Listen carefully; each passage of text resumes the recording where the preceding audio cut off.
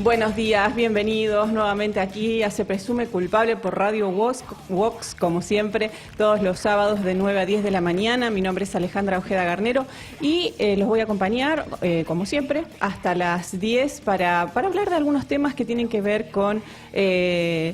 con el tema judicial, jurídico, en relación a cuestiones penales. Pero hoy vamos a hablar de otro tema. En los controles, el gran Ulises, como siempre, allí atento a todo. Y como les decía, vamos a hablar de un tema que tuvo que ver, hoy no tanto con temas relacionados a causas penales, como lo hacemos habitualmente, sino que tiene que ver con una propuesta de campaña de uno de los candidatos más polémicos y más controvertidos y más peligrosos, diría yo, en relación a las propuestas que ha hecho y que tiene que ver con la donación de órganos.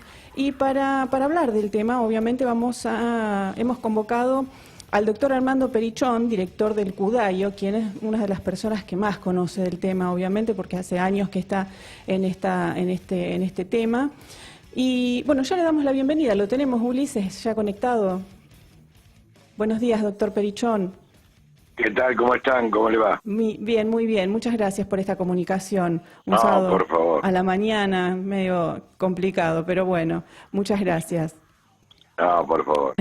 Bueno, en relación al tema y bueno, obviamente con la propuesta esta de, que la venta de órganos que plantea este candidato, ¿qué opinión se ha formado en relación a esta propuesta? En principio, su opinión personal en relación a esto.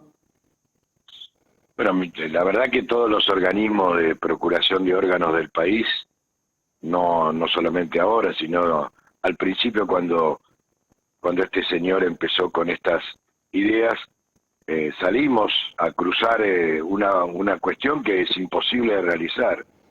Primero porque tendría que ir en contra de todas las leyes que existen en nuestro país y en el mundo, porque en todo el mundo está prohibida el comercio, el mercado de órganos está prohibido, aún en los países que son más neoliberales. O sea, Estados Unidos, si bien tiene privatizada la procuración, no tiene privatizado la regulación, porque bueno, ellos no tienen hospitales públicos. Claro. Por lo tanto, el organismo regulador, como sería el INCUCAI, es nacional, es del Estado, y procuran las instituciones privadas, pero porque tiene un régimen de salud totalmente diferente al nuestro y al resto del mundo. Ningún país del mundo comercia órganos ni lo pone en una situación de mercado.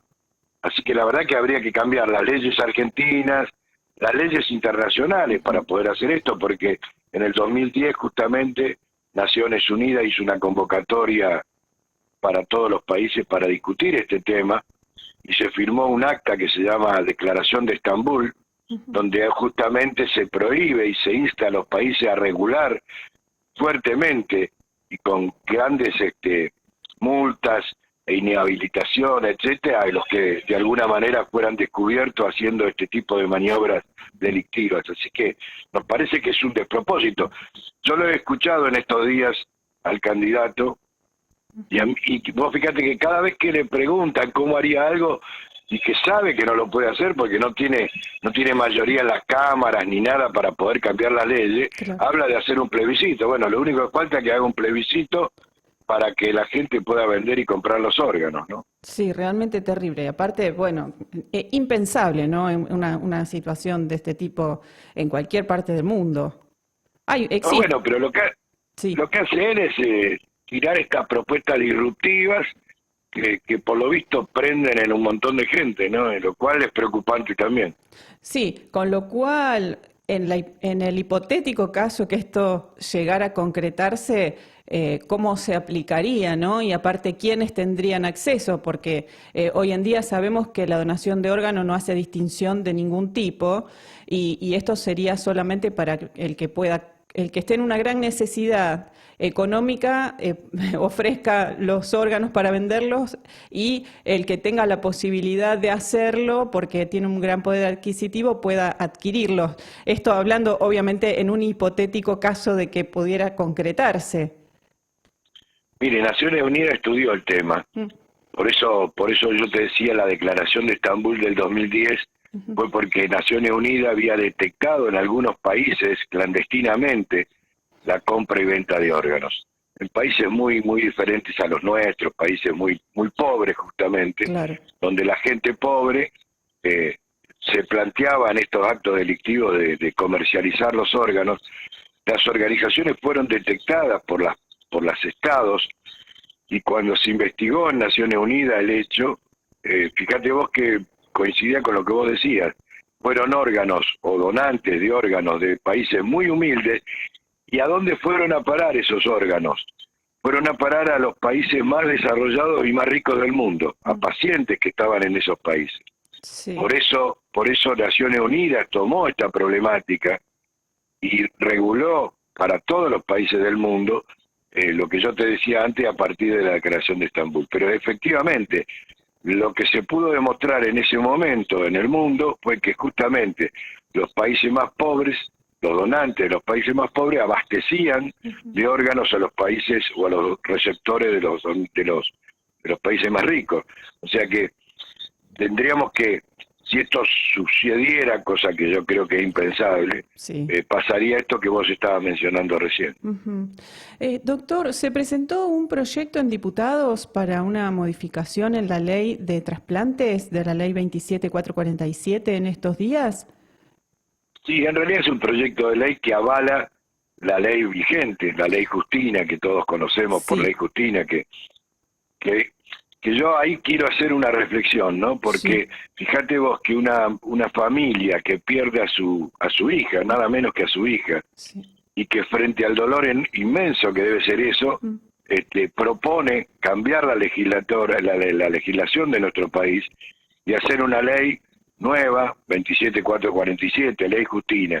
O sea que hay parejas solidarias, madres y padres solidarios que aún en la pérdida pudieron hacer esto, y otros como este candidato que propone cosas disparatadas. En la ley Justina está ya taxativamente prohibido todo esto.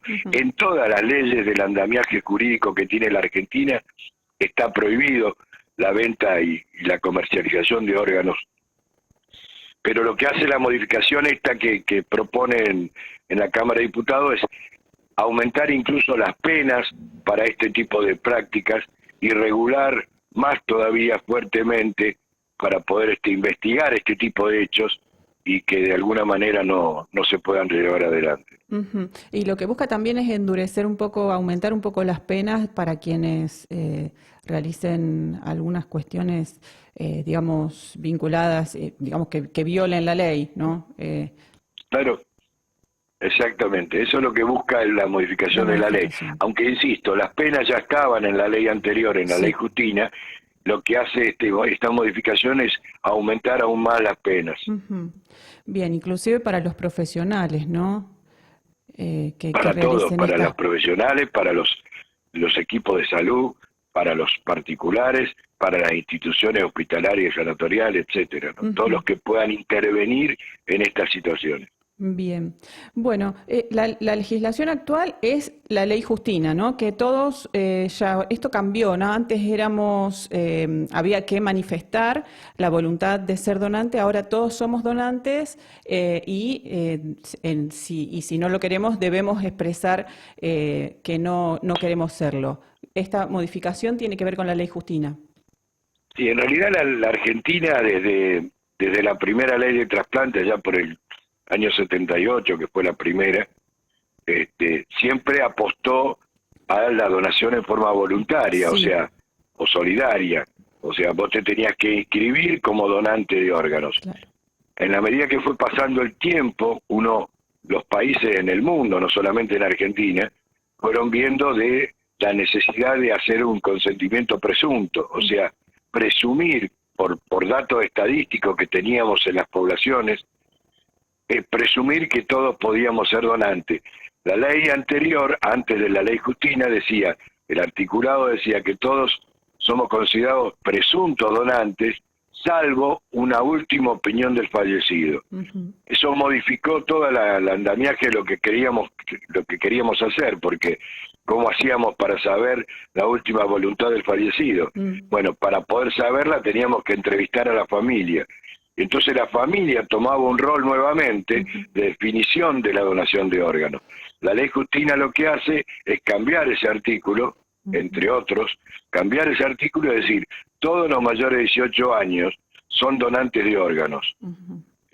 Y solamente queda la autorización familiar para los menores de 18 años. O sea que hoy somos todos donantes, no solamente somos donantes presuntos, sino que somos donantes efectivos si se dan las condiciones que tienen que darse para poder ser donante de órganos.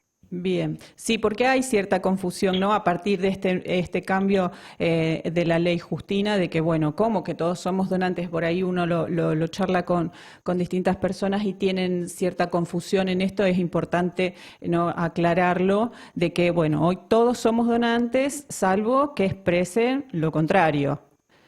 Por supuesto. Y para eso hay mecanismos que estipula la ley, que tienen que ver con el DNI, que tiene que ver con el pasaporte, que tiene que ver con un telegrama o a través de Mi Argentina, que es una página digital donde también pueden expresar el no a la donación de órganos. O sea que hoy somos donantes todos, salvo los que opinen que no en estos documentos oficiales. Bien, doctor, lo voy a llevar a un terreno medio complejo, en el cual yo obviamente no coincido, pero hay gente que por ahí existen varios mitos, ¿no?, con el tema de la donación de órgano y esta sospecha a veces de algunas personas de decir, uy, pero si soy donante y estoy muy mal y no me van a dejar, no me van a asistir o me van a dejar morir porque para que pueda donar los órganos. Estos mitos terribles que existen y que obviamente usted los debe conocer, pero como para llevarle un poco de claridad a esta cuestión, no tiene que ver con eso. Obviamente hay mecanismos, hay aparte un montón de procedimientos que se realizan para ver si la persona puede ser donante o no, y hay determinadas situaciones en las cuales los médicos deciden si esa persona puede ser donante o no, y no todas las personas que fallecen son donantes, depende de las circunstancias y demás. ¿Podría explicar más claramente y técnicamente cómo es esta situación? Primero que cuando hablamos de mitos, yo empecé hace muchos años en esto y el mito más importante que había en esa época era la traffic blanca que robaba niños. Sí, bueno, nunca la encontramos la traffic blanca, sí. O sea que el mito se cayó en el tiempo porque nunca se pudo demostrar nada. Pero aparte hay otra cosa, para poder ser donante de órganos necesitamos una condición básica, que es una injuria severa del sistema nervioso central con indemnidad del resto del cuerpo, porque los órganos no pueden estar lesionados. Claro. Y si uno mira que esta característica, hay tres maneras tres formas de morirnos bajo estas condiciones. Repito, una injuria severa del sistema nervioso central con indemnidad del resto del cuerpo. Y esas tres maneras de morirnos que tenemos los seres humanos son de donde salen los donantes de órganos en todo el mundo. Esas son el accidente cerebrovascular, el cerebro se inunda de sangre, la sangre es tóxica para el cerebro, lo destruye, pero tenemos indemnidad del resto del cuerpo. La segunda es el disparo de arma de fuego en el cráneo, solamente en el cráneo, porque si es múltiplemente variado, los órganos también no sirven. Y la tercera es el traumatismo craneoencefálico por un accidente de auto, de moto, etcétera. De estas tres maneras de morirnos, con estas características de una injuria que destruye el cerebro, pero que deja indemnidad en el resto del cuerpo, son los que nosotros vamos a utilizar como donantes de órganos. Ese paciente, por supuesto, va a estar internado en una unidad de alta complejidad, conectado a un respirador, con todo lo que significa los estados de alta gravedad de los traumatismos craneoencefálicos. De esos tipos de pacientes, nosotros lo que hacemos con los coordinadores médicos, coordinadores operativos que están en las unidades de terapia intensiva de todos los lugares que tengan unidad de terapia intensiva, es detectar, seguirlos y buscar lo que nosotros llamamos los signos clínicos de muerte encefálica.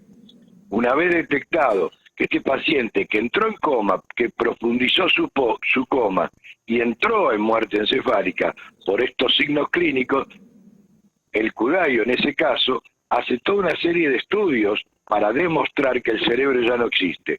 ¿Cuáles son ellos? Un electroencefalograma plano, un ecodoppler de los vasos del cuello para ver que no sube sangre al cerebro, una serie de estudios de reflejos que se pierden absolutamente por parte del muerto encefálico, y a su vez un test de apnea, que es un test para demostrar que no puede respirar en forma espontánea.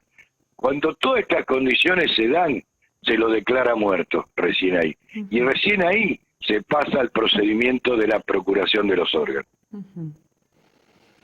Bien, ¿qué tiempo? Bueno, es importantísimo no remarcar todos estos procedimientos que usted está diciendo, porque no todas las personas que mueren pueden ser donantes. Solamente el 1% de las muertes anuales de un hospital que tenga una unidad de emergencias terapia intensiva. Claro. Son muy pocas. Claro, son muy pocas. Por eso hay tanta gente esperando, ¿no? En lista de espera. Bueno, ese es un error, ese es un fracaso que tenemos en la medicina. O sea, fíjese que todas las insuficiencias orgánicas, sean de riñón, de corazón, de hígado, que son los más frecuentes, Sí. son producto de haber no prevenido esas enfermedades. Porque llegan al trasplante como el fracaso, como la última herramienta para poder salvar sus vidas. Y eso habla de que, obviamente, si nosotros pudiéramos prevenir mejor esas enfermedades, llegaría mucho menos pacientes a la lista de espera de trasplante. El problema es que el mundo, con estas enfermedades crónicas no transmisibles, no ha hecho la prevención necesaria para que estos pacientes no terminen después en una lista de espera. Yo creo que ahí falta un trabajo de toda la salud para tratar de evitar. Por eso llegan tantos pacientes en la lista de espera. Y por eso estamos siempre esperando, porque la cantidad de muertos que nosotros tenemos en estas condiciones, como yo te mencioné, Sí. para abastecer de órganos a esta lista de espera, siempre es escaso. Claro. ¿Y qué se debiera hacer para prevenir ese tipo de enfermedades, doctor? Primero, consultar a los médicos periódicamente, un control de rutina. Fíjense, yo siempre hablo de esto, ¿no? A todos nos enseñaron que nos tenemos que hacer un colesterol por lo menos una vez cada 6 meses, una vez por año, para evitar muchas enfermedades cardiovasculares.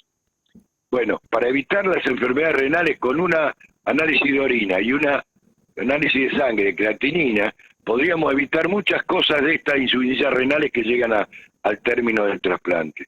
Pero bueno, tenemos metido en la cabeza el colesterol, pero todavía no hemos podido meter en la cabeza la orina y la creatinina. Bien. Bueno, para tener en cuenta, ¿no? Y la gente que también pueda pedirle a sus médicos este tipo de controles. Exactamente, eso es lo que se busca. Nosotros tenemos un área en el cuidado de salud renal que justamente prevé este tipo de estudios para poder prevenir y no llegar justamente a una insuficiencia terminal del riñón que después lo plantea que tiene que ir a una lista de espera, ¿no? Bueno, para un punto para tener en cuenta. Doctor, desde el momento que esta persona se declara ya sin signos vitales y demás, que puede ser que se pueden, digamos, esos órganos pueden ser donados. ¿Qué tiempo existe entre de que se sacan los órganos de esa persona, de ese paciente, hasta que llegan a otro paciente que está esperándolo? Para poder hacer eso, nosotros lo que tenemos que hacer después es, una vez declarado muerto el individuo, poder estudiarle todos los órganos que pueden ser pasibles de trasplantarse. Porque tenemos que respetar esto que yo te dije al principio, la indemnidad de esos órganos. Para eso, al paciente que fue declarado muerto, se le hacen una serie de estudios de laboratorio, de imágenes, para poder, de alguna manera, ver la eficiencia de los órganos. Una vez que se hizo eso, que tardan mucho, un procedimiento de donación de órganos dura entre 36 a 72 horas para hacer todo lo que hay que hacer.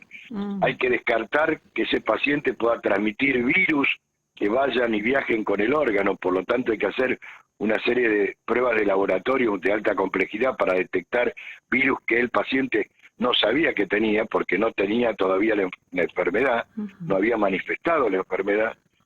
Y todo eso dura un montón de tiempo. Una vez que se logró todo esto y todo eso es viable, se lleva al quirófano a los pacientes, se ablacionan los órganos con los equipos que van a trasplantarlo y con los equipos del cudario que son los ablacionistas, y después cada órgano tiene un tiempo diferente para llegar al receptor que fue elegido a partir de los grados de compatibilidad, tanto genética como de grupo sanguíneo, como de talla, para los receptores. Esos tiempos varían de acuerdo al órgano. Por ejemplo, el riñón tiene 24, 30 horas para llegar al receptor.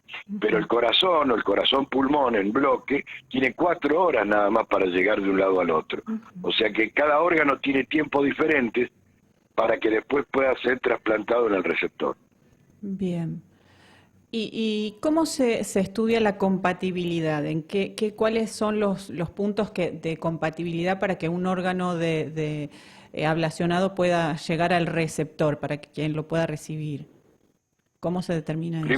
Primero el grupo de sangre. No podés trasplantar sin tener en cuenta las mismas reglas de las transfusiones de sangre.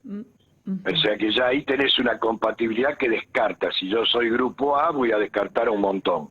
O Claro. grupo B también. Si soy 0, voy a poder darle a mucha gente. O sea que de alguna manera el primer filtro de la compatibilidad es el grupo de sangre. El segundo filtro es la talla, o lo que nosotros llamamos la antropometría, porque imagínate que yo no podría sacar el corazón a un obeso de 120 kilos y ponerlo en un receptor de un niño. Claro. Porque no podría, y viceversa tampoco, o sea que se necesita emparejar de la mejor manera posible donante y receptor en los datos antropométricos. Para eso se lo mide al donante con distintas regulaciones para tratar de definir la antropometría de él y después compararlo a través de los que están en la lista de espera. Y por último, el más difícil, el más complejo de todos, es la compatibilidad genética. Nosotros tenemos como un número de documento, como tenemos en nuestro DNI, bueno, también tenemos un número de documento en nuestras células genético. Y ese número de documento es lo que se estudia en el donante y en los receptores, que ya están estudiados en una base de datos, y se compatibiliza no el número exacto porque no se repite, sino la cantidad de numeritos individuales que comparten uno con el otro. Y ahí tenemos al mejor receptor, y ahí recién para este donante aparece el ranking del que está más parecido arriba y el menos parecido abajo. Por lo tanto, una cosa que siempre nosotros reclamamos, no hay una lista de espera, digamos, que uno llega hoy y va a estar atrás del que llegó hace un mes atrás, sino que es una base de datos y que la lista de espera se arma para cada donante porque estas variables van cambiando para cada donante. Claro. Por lo tanto, la lista de espera recién aparece cuando aparece el donante. Claro. Bueno, es muy complejo, ¿no? Porque tantas cuestiones que tienen que darse, coincidir, digamos, para ser receptor de un órgano, bueno, es bastante complejo que coincida, ¿no? Por eso no se puede sacar cualquier cosa Claro. y salir corriendo a ver a quién se lo ponemos. Claro. Porque todo esto que yo te conté, ¿es para qué? Para evitar el rechazo, porque si yo pongo algo que es extraño a mí y no es parecido a mí, lo voy a rechazar y voy a fracasar en el trasplante. Claro, no va a Por lo funcionar. tanto, lo que vos buscás es tratar de en estos parámetros buscar al más parecido entre donante y receptor para que el trabajo de ese órgano sea eficiente y no haya el rechazo que todos conocemos. E incluso, a pesar de que vos los emparejás lo mejor posible, toman medicamento inmunosupresor de por vida estos pacientes para tratar justamente de minimizar los episodios de rechazo. Claro. Bueno, hay muchísimo para hablar, ¿no?, sobre este tema, pero bueno, sé que, doctor, usted se tiene que ir y ya estamos sobre la hora. Así que, bueno, algo más para cerrar y para, bueno, concientizar, ¿no?, el tema de la donación y prevenir estas enfermedades que usted bien mencionaba hace un momento. Para, bueno, más que nada para concientizar a la población. ¿Qué mensaje? Mire, yo creo que en un país que es sospechoso no tenemos que tampoco sospechar de cualquier cosa. O sea, todos sabemos perfectamente que la historia de la procuración de órganos del INCUCAI y del CUDAIO es una historia de más de 40 años, donde ha sido claramente eficiente y nunca la Argentina está muy bien vista en el concierto de los países del mundo en cuanto a la procuración, en cuanto a los trasplantes, en cuanto a la eficiencia de las leyes que tenemos. Pero bueno, a veces este país que donde creemos que todo está mal, bueno, yo he tenido la oportunidad de viajar por un montón de lados, dar charlas en distintos países con respecto a esto, y ojalá pudiera toda la gente, todos los argentinos ver que no solamente ganamos mundiales de fútbol, que en esto somos casi campeones del mundo también. Sí, sin ninguna duda, doctor, porque bueno, a diario conocemos todo lo que no es muy conocido ni muy difundido tampoco, pero quienes seguimos el tema estamos a diario y sabemos el trabajo impecable que hace el Cudayo y todo, en todo lo que tiene que ver con la donación de órganos, todo el tiempo se van haciendo, nada más que se conocen a veces no algunos casos puntuales que cuando hay bueno una donación que de todos, de muchos órganos que van a muchas personas y demás. Pero a diario se hace un trabajo realmente impecable, impresionante y también destacar, ¿no? Nosotros hablamos siempre de causas penales. El Cudayo no tiene ningún tipo de causa de ningún tipo en toda su trayectoria por alguna cuestión irregular ni nada por el estilo, ¿no? ¿Es así? La Argentina no tiene ninguna. La Argentina, a través del INCUCAI nosotros registramos, hay un equipo jurídico en el INCUCAI, nosotros también tenemos el nuestro, y no hay nunca hubo una denuncia. Mira, yo tuve si tenés un minuto, sí. Yo tuve la oportunidad de que fue la única vez en la historia de la Argentina, un juez federal en Misiones había hecho un fallo y había definido que el organismo de procuración de Misiones a través del INCUCAI había cometido un asesinato de una niña. Y ese juez federal fue un jury. A mí me tocó ir a defender, a declarar en el jury de enjuiciamiento del juez y fue algo increíble. Es la única vez en la historia de la Argentina que un juez federal es destituido por una mala praxis, por haber creído o haber mencionado que el INCUCAI había sido el que había matado a esa niña. No hay antecedentes en el país de un juez federal destituido de esta manera. O sea que está claro que es el INCUCAI, que esos son los organismos de procuración de las provincias. Así que la gente, en un país sospechoso hay instituciones que trabajan bien y lo pueden dar fe de eso. Sí, sin ninguna duda, doctor. Así que conocemos muy bien el trabajo que hacen desde ahí del Cudayo, del INCUCAI, y usted personalmente que hace años que está en este tema y lo conoce a la perfección. Y bueno, muchísimas gracias por este contacto con Se Presume Culpable hoy en Radio Vox.